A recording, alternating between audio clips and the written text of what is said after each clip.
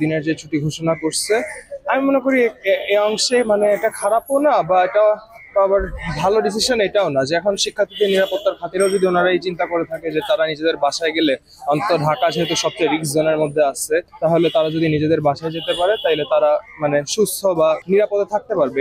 খুব কম সময় দেওয়া হয়েছে, কিন্তু মানে যেহেতু আরেকটু একদিন সময় দিয়ে দিলেও পারতো, কারণ মানে ভূমিকম্প যে আজকের মধ্যেই আর হবে না এটারও কোনো ইয়ে নাই, আবার কবে হবে এটারও কোনো ঠিক ঠিকানা নাই। তো চাইলে প্রশাসন পারতো আর একটু সময় বাড়িয়ে দিতে, বা যাতে সবাই একটু প্রিপারেশন নিয়ে ওইভাবে গুছিয়ে যেতে পারে। হল ছাড়তে হলো কিনা, মানে এখান থেকে তো বাসাতেই যাব, আমার বাসা তো ঢাকাতেই, আমিও মানে আব্বু আম্মুকে নিয়ে একটা বিল্ডিং এই থাকি, তো ভূমিকম্পের আতঙ্ক তো সেখানেও থাকছে। তো এখানে ভূমিকম্পের আতঙ্ক কম, ওখানে বেশি, এটা তো আসলে হওয়ার সম্ভাবনা নাই। আমি থাকি মুজিব হলে, আমার হল হচ্ছে নতুন বিল্ডিং এর হল।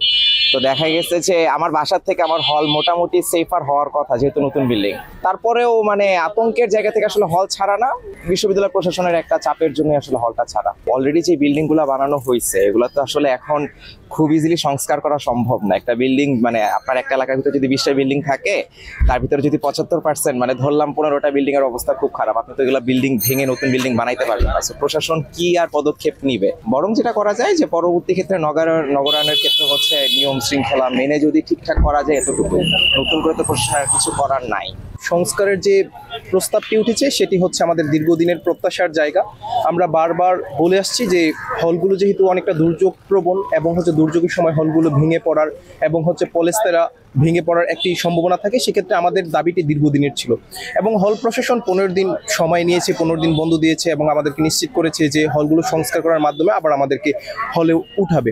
কিন্তু সবচেয়ে বড় প্রশ্ন হচ্ছে 15 দিনে যদিও হল সংস্কার করতে পারবে না হল প্রশাসন, কিন্তু হলের যে আপনার যে সার্বিক ব্যবস্থাপনার যে কাজটি এবং হচ্ছে দুর্যোগ যে অ্যাওয়ারনেস বিল্ডিং বা হচ্ছে দুর্যোগ কমানোর যে প্রক্রিয়াটি, সে প্রক্রিয়াটি হয়তো বা হল প্রশাসন করতে পারবে।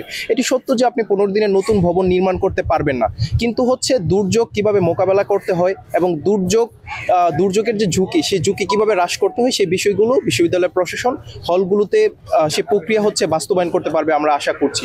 তারপরের বিষয়টি হচ্ছে আপনার যে আমলাতান্ত্রিক জটিলতার কথা বলি আমরা হলগুলো নির্মাণ করার ক্ষেত্রে, সেটি হয়তো বা এখনো বিদ্যমান, কিন্তু হল প্রশাসন চাইলে এই 15 দিন সময়ে হলগুলোকে সুন্দরভাবে সার্বিক ব্যবস্থাপনা করতে পারে এবং হচ্ছে যেখানে হচ্ছে আপনার পলেস্তেরা জোরে পড়ছে বা হচ্ছে বিভিন্ন জায়গায় আমরা অব্যবস্থাপনা দেখছি, সেই ব্যাপারগুলো সুন্দর করতে পারে।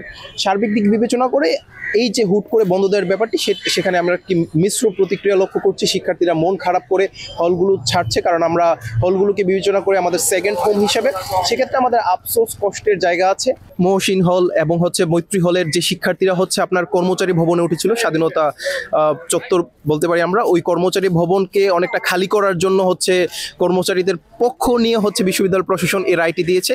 কারণ যখন হচ্ছে বিশ্ববিদ্যালয় হলগুলো বন্ধ হয়ে যাবে, তখন শিক্ষার্থীরা বাধ্য হয়ে ওই ভবন ছাড়তে বাধ্য হবে এবং তখন হচ্ছে কর্মচারীদের উঠানো হবে, এরকম আমরা একটি গুজব হচ্ছে পেয়েছি। যার কারণে হচ্ছে কিছু শিক্ষার্থী আপনার হলপাড়াতে এবং হচ্ছে বিসি চত্বরের সামনে হচ্ছে বিভিন্ন স্লোগান দিয়েছে, বিভিন্ন মিছিল করেছে এবং বিশ্ববিদ্যালয় প্রশাসনকে দাবি জানিয়েছে যাতে একটি মানে সুষ্ঠু সমাধান যাতে করে, দীর্ঘমেয়াদী সমাধান যাতে করে, এবং বিশ্ববিদ্যালয় প্রশাসনের যে শর্ট নোটিসে বন্ধ, সেই বিষয়টি নিয়ে তারা হচ্ছে অনেক সমালোচনা করেছে।